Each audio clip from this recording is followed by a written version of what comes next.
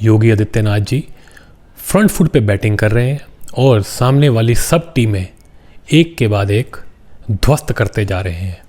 उत्तर प्रदेश के अंदर बीजेपी को सरकार बनानी है तो सिर्फ और सिर्फ योगी आदित्यनाथ जी ही उसको बनवा सकते हैं। कि भगवान से बैर रखने वाले, भगवान को निरादर करने वाले, उसको तो नर्क में भी जगह नहीं मिलती। तो इस बयान से कि मैं किसी की नौकरी करने नहीं बैठा हूँ, इससे साफ पता चलता है कि योगी आदित्यनाथ जी जो हैं वो कहीं ना कहीं सेंटर से किसी इंसान से परेशान चल रहे हैं। हेलो, उत्तर प्रदेश के चीफ मिनिस्टर योगी आदित्यनाथ जी पूरी तरह फॉर्म में आए हुए हैं और चौके छक्के उड़ा रहे हैं। अभी अभी जो लोकसभा इलेक्शंस के अंदर बीजेपी को झटका लगा है, उससे सीख लेते हुए योगी आदित्यनाथ जी फ्रंट फुट पे बैटिंग कर रहे हैं और सामने वाली सब टीमें एक के बाद एक ध्वस्त करते जा रहे हैं। लेकिन उनका सबसे बड़ा चैलेंज बाहर नहीं, अंदर ही है। भारतीय जनता पार्टी के अंदर ही ऐसा लगता है कि योगी आदित्यनाथ जी को पीछे खींचने वाले लोग बैठे हुए हैं। चाहे वो अभी अभी लताड़े गए डिप्टी चीफ मिनिस्टर्स हों या सुनने में आता है कि सेंटर में बैठे हुए कुछ बड़े बड़े मंत्री हों, सब योगी आदित्यनाथ जी के खिलाफ जो है षड्यंत्रों में उतरे हुए हैं। लेकिन मोदी भी ये जानते हैं और सारी की सारी भाजपा और संघ परिवार भी ये जानता है कि अगर उत्तर प्रदेश के अंदर बीजेपी को सरकार बनानी है तो सिर्फ और सिर्फ योगी आदित्यनाथ जी ही उसको बनवा सकते हैं। योगी आदित्यनाथ जी से पॉपुलर लीडर इस समय कोई भी नहीं है। संभवतः वो मोदी जी से भी ज़्यादा पॉपुलर है।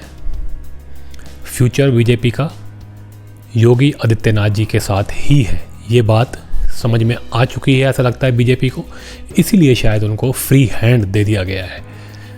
तो इस वीडियो के अंदर हम कुछ ऐसी बातें करेंगे जिससे आपको पता चलेगा कि उत्तर प्रदेश के अंदर क्या क्या चल रहा है, जो मीडिया आपको रिपोर्ट करके नहीं दिखा रहा है, उसके ऊपर एनालिसिस करेंगे और किस तरह इस देश के अंदर हिंदुओं का मजाक उड़ाने वाली ताकतें लगी हुई हैं दिन रात, लेकिन सब चुप बैठे हैं। कोई इसके बारे में बोलना नहीं चाह रहा, लेकिन रोज़ हिंदू देवी देवताओं को और हमारे भगवान को निरादर किया जा रहा है। तो इस वीडियो में हम ये सब बातें डिस्कस करेंगे। आप आगे बढ़ने से पहले वीडियो को लाइक शेयर करें और चैनल को सब्सक्राइब कर लें। देखिए जी, अभी अभी लोकसभा इलेक्शंस के अंदर जो झटका लगा है भारतीय जनता पार्टी को, इनकी सीटें कम हो गई हैं। उसके बाद भारतीय जनता पार्टी जो है वो पूरी तरीके से इस हार के एनालिसिस के ऊपर लग गई। पता लगाने की कोशिश की गई कि क्यों हारे हैं और बड़े बड़े नेताओं ने बैठ करके इसके ऊपर चिंतन किया है। और उसके बाद बहुत सी राउंड ऑफ डिस्कशंस के बाद ऐसा लग रहा है कि वो इसी निष्कर्ष पे पहुँचे हैं कि योगी आदित्यनाथ जी को पूरी तरह फ्री हैंड दे दिया जाए। अब वो तो मिल चुका है, अब जो लेटेस्ट मामला आया है उसके संदर्भ में ज़रा समझने की कोशिश करते हैं कि क्या हो रहा है। यूपी के अंदर अयोध्या में भारतीय जनता पार्टी अपनी सीट हार गई थी।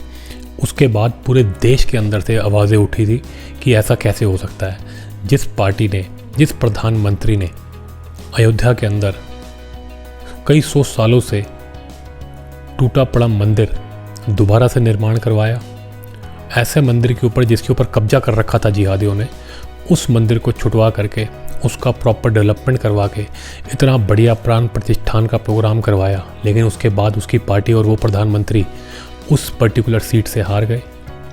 ये बातें लोगों को हजम नहीं हो रही थी और उसके ऊपर जले नमक छिड़कने के लिए समाजवादी पार्टी का ये अखिलेश यादव, ये वहाँ से जीते हुए अपने समाजवादी पार्टी का प्रत्याशी, उसको लेकर के पूरे प्रदेश में और दिल्ली में घुमा रहा था, उसको परेड कर रहा था। आपको पता होगा अखिलेश यादव कई बार ये पहले बोल चुके हैं कि वो पूजा पाठ नहीं करते। कहीं ना कहीं वो इस चीज़ का एक तरीके से एक जिसे कहते हैं सिग्नल देना चाहते हैं कि शायद वो भगवान में विश्वास ही नहीं करते हैं। वो इसलिए क्योंकि सारा टाइम MY समीकरण के बीच में निकल जाता है। अब ये जो MY समीकरण है ये दुनिया में इस तरह के समीकरण बनाने के लिए तुम्हें खुद भी नीचे गिरना पड़ता है। अब ये इतने नीचे गिर चुके हैं कि इनको ये बोलने में भी शर्म नहीं आती कि हम भगवान में नहीं मानते, और भगवान में जो नहीं मानते उन्हीं को शास्त्रों के अंदर असुर कहा गया है।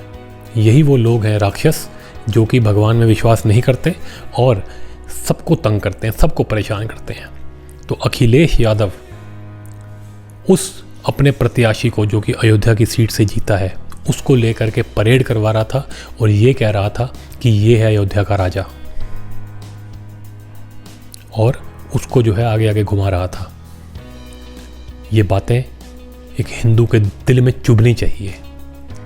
अयोध्या के राजा सिर्फ एक ही हैं, आज से नहीं है, लाखों सालों से है, और अखिलेश यादव उन्हीं हमारे भगवान का निरादर कर रहा था। इस कुकर्मी का, इस राक्षस का, इस मैं बोलूँगा सबसे बड़े रामद्रोही का, हिंदू द्रोही का, सनातन द्रोही का सर्वनाश होना तय है। यह हमारे ग्रंथों में लिखा गया है, हमारे शास्त्रों में बताया गया है कि भगवान से बैर रखने वाले, भगवान को निरादर करने वाले, उसको तो नरक में भी जगह नहीं मिलती। और ये हमारे भगवान को नीचा दिखाने के लिए अपने एक टट्टू को ला करके घुमा रहा है। और हिंदू लोग जिन्होंने इसको वोट दे के जिताया और अब जो इन बातों को सहन कर रहे हैं, उन सबको भी शर्म आनी चाहिए। हमारे भगवान के बारे में, भगवान श्री राम के बारे में इतनी गलत टिप्पणियां कर रहा है ये समाजवादी पार्टी का गुंडा। कैसे लोग इनको वोट देते हैं? ये अपने आप को यादव कहते हैं, जिसको ये बताते हैं इनकी पार्टी है। दूसरे मुसलमानों का तो समझ में आता है, वो तो दिमागी रूप से ही ऐसे हो चुके हैं। ये यादवों को क्या हुआ है? तुम लोग क्या अपने छोटे छोटे बेनिफिट्स को, अपने छोटे छोटे कामों के लिए भगवान श्री राम का तिरस्कार करवाओगे इस पार्टी से? शर्म आनी चाहिए तुम्हारे को, जो तुम लोग इनको वोट देते हो। उस आदमी के जरिए से ना ही सिर्फ भारतीय जनता पार्टी, प्रधानमंत्री मोदी, बल्कि पूरे हिंदू समाज को अखिलेश यादव नीचा दिखाने की कोशिश कर रहा था, ताकि इसका MY समीकरण खुश हो सके। ये यादवों को भी हिंदू द्रोही बना रहा है ऐसी बातें करके। अब उसी अयोध्या से एक बहुत ही ज़बरदस्त केस सामने आया है। ऐसा केस आया जिसने, आप कह सकते हैं, इतना बड़ा झटका दे दिया है, लेकिन उसके बारे में मीडिया में कोई बात नहीं है। छोटी छोटी जो है बाइट्स चला रहे हैं, सिर्फ बता नहीं रहे पूरी कहानी। जो समाजवादी पार्टी का प्रत्याशी जीता है अयोध्या से, उसी का गुर्गा है एक मुसलमान, जिसने एक 11 साल की लड़की के साथ दुष्कर्म किया है, बार बार कर रहा था, और उसकी वीडियो बना रहा था, और फिर उसको ब्लैकमेल कर रहा था, सिर्फ 11 साल की लड़की का। उस लड़की का बाप नहीं है दुनिया में, हिंदू लड़की है, उसकी माँ और एक बहन है। वो जब इसके बारे में शिकायत लेके जाती थी तो उनको भगा दिया जाता था, डरा दिया जाता था, और उस 11 साल की बच्ची को बार बार प्रताड़ित किया जा रहा था, उसके साथ गैंग रेप किया जा रहा था। वो खुद ही नहीं, वो मुसलमान खुद नहीं, अपने गुर्गों से भी वो बेचारी छोटी बच्ची का गैंग रेप करवा रहा था, और उस लड़की को धमका के रखा हुआ था कि मुंह खोला तो हम क्या क्या कर देंगे तुम्हारे साथ।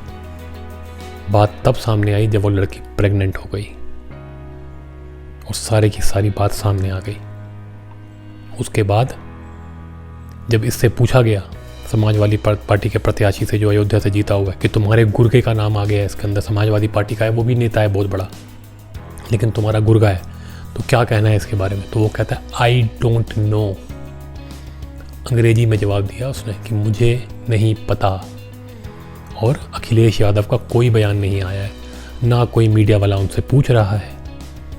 ये कुकर्मी, ये राक्षस लोग, ये असुर प्रवृत्ति के लोग, भगवान को बुरा भला कहने वाले लोग, ये छोटी छोटी बच्चियों का गैंग रेप करवाने वाले लोग, इनको अपनी पार्टियों में तुम रख रहे हो और हमारे भगवान का मजाक उड़ाते हो। इससे साफ पता चलता है कि समाजवादी पार्टी राक्षसों की पार्टी है, असुरों की पार्टी है, और जितने भी लोग इनको वोट देते हैं वो भी इसी प्रवृत्ति के या हैं या हो जाएंगे।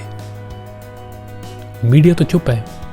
ये दलाल मीडिया जो कि ये लेफ्ट लिबरल गैंग से पैसे खाता है, ये इंडी अलायंस से पैसे खाता है, केजरीवाल से पैसे खाता है, ये लोगों को तो शर्म ही नहीं है। ये लोग तो मुंह में दही जमा करके चुप बैठे हैं। लेकिन आज इस माध्यम से, इस वीडियो के माध्यम से मैं आपको बताना चाहता हूँ कि इस देश के अंदर ये सब चल रहा है। अयोध्या की पावन भूमि जिस पे हमारे भगवान श्री राम जन्मे, वहाँ पे भगवान श्री राम का तिरस्कार कर रहा है समाजवादी पार्टी का गुंडा। वहाँ पे छोटी छोटी हिंदू लड़कियों का सामूहिक बलात्कार किया जा रहा है और मजाक उड़ाया जा रहा है हिंदुओं का। ये हो रहा है जी, समाजवादी पार्टी ये कर रही है आपके साथ, लेकिन इसके ऊपर कोई कुछ नहीं बोल रहा। लेकिन कल योगी आदित्यनाथ जी ने इस बात की पोल खोल दी। उस पीड़िता की माँ वो योगी बाबा से मिलने आई और उनसे मीटिंग करी, और मीटिंग के बाद उन्होंने प्रेस में आकर के कहा कि बाबा ने मुझे आश्वासन दिया है कि बुलडोजर चलेगा। इसका मतलब है वो एसपी का गुंडा जिसने सामूहिक बलात्कार किया है वो अपने दिन गिन ले अब। और ये जो एसपी का जो दूसरा जो ये बैठा है, जो जीता है प्रत्याशी, जिसको लोगों ने वोट देकर बिठाया, जो कह रहा है आई डोंट नो, मैं इन सबके नाम नहीं लेना चाहता, लेकिन जो ये आई डोंट नो कह रहा था, अब जरा अयोध्यावासी सोचें कि क्या करना चाहिए इसके साथ। एक बच्ची के बलात्कार के ऊपर ये आदमी क्या बयान दे रहा है। जो आदमी भगवान का तिरस्कार करवा रहा हो, जिसके माध्यम से अखिलेश यादव भगवान का तिरस्कार कर रहे हो और वो चुप बैठा हो हिंदू होते हुए भी, उस आदमी से और तुम क्या ही उम्मीद रखोगे। ये चीज़ें तो वो करेगा ही। ये छोटी बच्ची का बलात्कार उसके लिए कोई बड़ी चीज़ नहीं है। ये वही पार्टी के लोग हैं जिनके सुप्रीमो ने एक बार कहा था लड़के हैं, ऐसी गलतियां हो जाती हैं।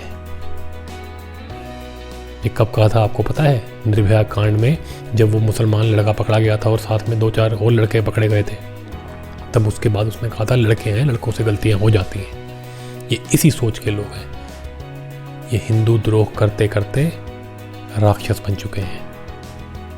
तो कल योगी बाबा ने उस लड़की, उस पीड़िता की माँ से मिलकर के उनको आश्वासन दिया है और इस देश को भी आश्वासन दिया है। लेकिन मैं हिंदुओं से बोलना चाहता हूँ कि आप प्लीज़ अपनी आवाज़ जो है उसको उठाएं, अपनी आवाज़ को उठाएं, ऐसे दबे कूचे मत रहें। भगवान का तिरस्कार नहीं सहें आप।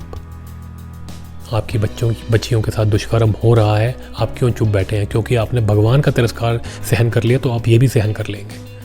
इसीलिए कहा जाता है कि कभी भी किसी हिंदू को भगवान का तिरस्कार सहन नहीं करना चाहिए। इनको वोट देने की बात तो बहुत ही दूर है। जिन्होंने वोट दिया है वो तो अपना अपना खुद सोचें, लेकिन जो लोग आज भी धर्म के साथ खड़े हैं, जो कि आज भी धर्म को ऊपर रखते हैं अपने खुद के फ़ायदे से, उनको ये बात सोचनी चाहिए कि हमारे भगवान का कोई तिरस्कार ना कर पाए। इसलिए हमको जीवन नहीं मिला कि हम भगवान के बारे में गलत फलत सुने, बिल्कुल नहीं। तो योगी आदित्यनाथ जी इस पर बहुत कड़ी कार्रवाई करेंगे, इसकी पूरी उम्मीद करता हूँ मैं। इसके अलावा यूपी के अंदर और भी बड़ी बड़ी खबरें आ रही हैं। कहा जा रहा है कि एक और नया लॉ आने वाला है जिससे जो भी ऐसा जो ज़मीन है उनको लेकर के एक लॉ आ रहा है कि जो भी ज़मीनें जो कि अंग्रेज़ों के टाइम से अंग्रेज लोगों से छीन लिया करते थे, उस तरह की जो ज़मीनें हैं उसके ऊपर एक लॉ लाया जा रहा है जिसकी वजह से वो सारी ज़मीनें सरकार के पास लाई जाएंगी और सरकार जो है जो उन ज़मीनों पे कब्जा करके बैठा है उन सबसे किराया लेगी। इसके ऊपर भी हाहाकार मचा हुआ है। बीजेपी के खुद के जो है लोग वो इसका भी अंदर से बड़ा विरोध कर रहे हैं, बाहर के लोग भी कर रहे हैं, लेकिन योगी आदित्यनाथ इन सब से लड़ रहे हैं। उनको लड़ना पड़ेगा, धर्म के लिए लड़ना पड़ेगा उनको। लेकिन हिंदू जो है वो ज़रा अपनी नींद से उठ जाए, अपने फ़ायदे के बारे में ना सोचें, अपने पर्सनल फ़ायदे के बारे में ना सोचें, धर्म के फ़ायदे के बारे में सोचें, वरना आपके भगवान का ऐसे ही तिरस्कार होता रहेगा और आपकी बेटियों के साथ ऐसे ही सामूहिक दुष्कर्म होते रहेंगे और आप सिर्फ खड़े देखते रहेंगे और आपका मजाक उड़ाया जाएगा। उत्तर प्रदेश के अंदर योगी बाबा पूरी तरह फॉर्म में है। अभी जो एक और इंसिडेंट हुआ था लखनऊ के अंदर, जहाँ पे इन्होंने एक लड़का और एक लड़की की जो है पानी उनके ऊपर फेंक रहे थे, उनके साथ बदतमीज़ी कर रहे थे, वो सारा वीडियो आया था। उनके ऊपर भी कार्रवाई की जा रही है और योगी बाबा ने इसके बारे में तो पार्लियामेंट में बोला कि ये जो कर रहे थे ये लोग, ये वही MY समीकरण वाले लोग थे। तो ऐसा लगता है कि योगी बाबा ने अब ठान लिया है कि यूपी को अब वही देना है जो यूपी चाहता है योगी बाबा से। अब उनको फ्री हैंड दिया जाएगा, शायद दे दिया गया है। लेकिन एक और बड़ी चौकन्ना करने वाली बात है, योगी आदित्यनाथ जी ने अभी अभी एक बयान दिया और बड़े प्रखर होकर के उन्होंने बोला कि मैं किसी की नौकरी करने नहीं आया हूँ यहाँ। ये एक बड़ा चौंकाने वाला मैसेज है। ये मैसेज किसके लिए था? क्या ये मैसेज दिल्ली में बैठी सरकार के लिए था, नरेंद्र मोदी के लिए था, या अमित शाह के लिए था? तो क्या ये जो फ्री हैंड वाली बातें हैं ये सच है या नहीं सच है? क्या योगी बाबा बिल्कुल अकेले पड़ चुके हैं पूरे भाजपा के अंदर, या ये किसी एक नेता के लिए था जो कि सेंटर में बैठा है? कहने का ये मतलब है, अगर योगी बाबा को फ्री हैंड मिल गया है तो वो फ्री हैंड किसने दिया है? मोदी जी ने दिया होगा। तो फिर ये बात किसके लिए कह रहे हैं वो कि मैं किसी के लिए नौकरी करने नहीं बैठा हूँ? क्या ये बात अमित शाह के लिए है? क्योंकि ये अमित शाह के ऊपर इल्ज़ाम लगता रहा है कि वो सेंटर से बैठ करके उत्तर प्रदेश में हस्तक्षेप करते हैं और योगी बाबा को फ्री हैंड नहीं देने देते और उनके ऊपर एक कंट्रोल लगा के बैठते हैं। तो ये योगी आदित्यनाथ जी ने जो ये बात कही थी, ये किसके लिए कही थी?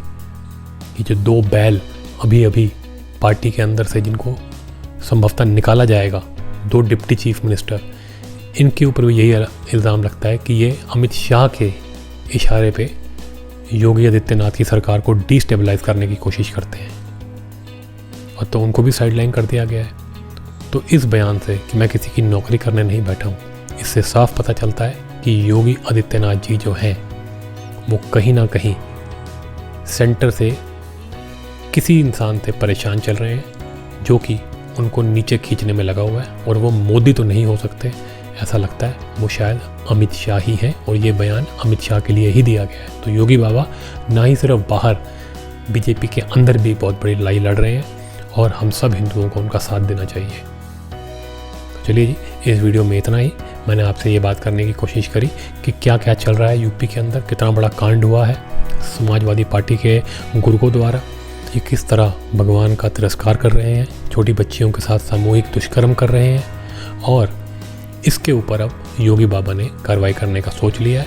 और भी जो बड़े बड़े काम है योगी बाबा वो करने के पूरे इरादे से आगे बढ़ रहे हैं, लेकिन कहीं ना कहीं उनको बीजेपी के अंदर से बहुत बड़ी चुनौतियों का सामना करना पड़ रहा है।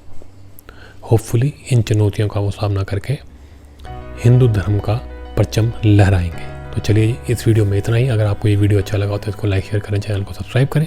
मिलते हैं आपसे अगले वीडियो में।